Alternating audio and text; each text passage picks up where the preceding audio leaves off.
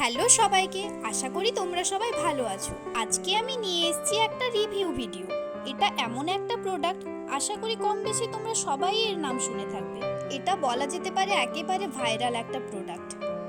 Social media থেকে শুরু করে ইউটিউব, প্রায় সব জায়গাতেই এর নাম ঘুরে বেড়াচ্ছে। আমি যখন এটা ফার্স্ট পারচেস করি তখন নিজেরও একটু কনফিউশন ছিল, কিন্তু অনেক ইউটিউব রিভিউ ভিডিও দেখে সিদ্ধান্ত নিজে চলো দেখা যাক নিজের চুলে কেমন কাজ করে। যখন আমি এটার আনবক্সিং ভিডিও শেয়ার করেছিলাম তখন অনেকেই কমেন্টে জানতে চেয়েছিল এই প্রোডাক্টটা কেমন, তুমি কেমন ফলাফল পাচ্ছ, আমাদের সাথে রিভিউ ভিডিও শেয়ার করো।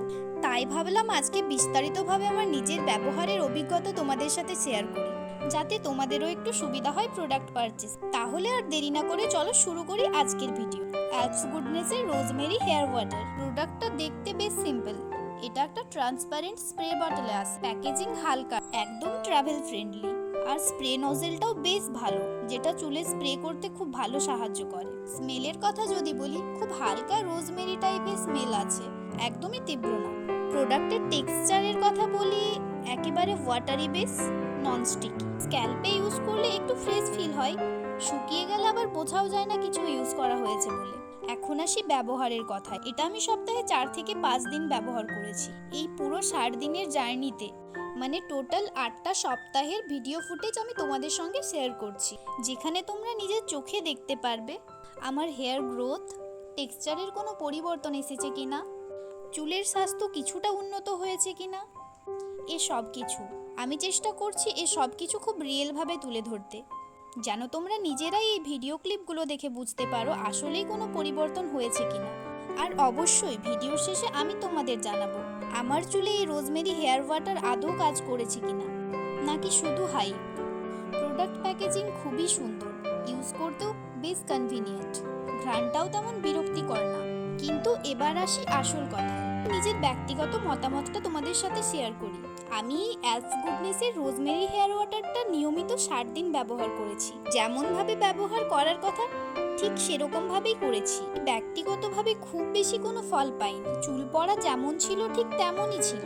ইউজ করার সময় মাঝে মাঝে একটু স্ক্যাল্প ফ্রিজ লাগতো, কিন্তু সেটা কয়েক ঘন্টার বেশি স্থায়ী হতো না। চুলে শাইন বা নতুন গ্রোথ আমি নিজে তেমন কিছু লক্ষ্য করিনি। ফ্রিজ বা রাফনেসের কথাতেও যদি আসি, সেটাও একদমই কমেনি। চুলের টেক্সচার বা হেলথেও খুব বেশি পরিবর্তন লক্ষ্য করতে পারিনি, মানে যেমন ছিল তেমনই আছি। খুব বেশি কিছু ইমপ্রুভমেন্ট আমি নিজে ফিল করতে পারিনি। তবে এটাও বলতে চাই, প্রত্যেকের হেয়ার ও স্ক্যাল্প কিন্তু আলাদা। আমার হেয়ারে তেমন কাজ না করলেও হয়তো কারোর জন্য খুব ভালো ফল হতে পারে। তাই ট্রাই করতে চাইলে একটা ছোট প্যাক দিয়ে শুরু করো, আর অবশ্যই নিজের স্ক্যাল্পের রেসপন্স মন দিয়ে লক্ষ্য করো। তোমাদের যদি কোনো আলাদা অভিজ্ঞতা থাকে এই প্রোডাক্ট সম্পর্কে, নিচে কমেন্ট করে জানাও, দেখি কার ক্ষেত্রে কেমন কাজ করছে।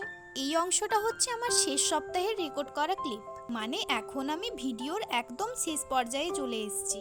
এই ছিল আমার রোজমেরি হেয়ার ওয়াটার স্প্রের 60তম দিন, মানে 8 নম্বর সপ্তাহ। পুরো 60 দিনের শেষে আমার চুলের অবস্থা।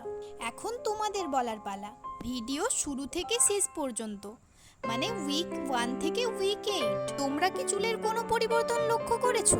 হেয়ার গ্রোথ, টেক্সচার বা সাইন? ভালো করে প্রথম থেকে শেষ পর্যন্ত ভিডিওটা দেখে আমাকে জানাও, কারণ আমি তো তোমাদের আমার নিজের মতামত জানালাম। এখন তোমাদের চোখে আমার জার্নিটা কেমন ছিল সেটাও জানতে চাই। চলো আজকের মতো টাটা। আশা করছি ভিডিওটা তোমাদের জন্য হেল্পফুল হবে।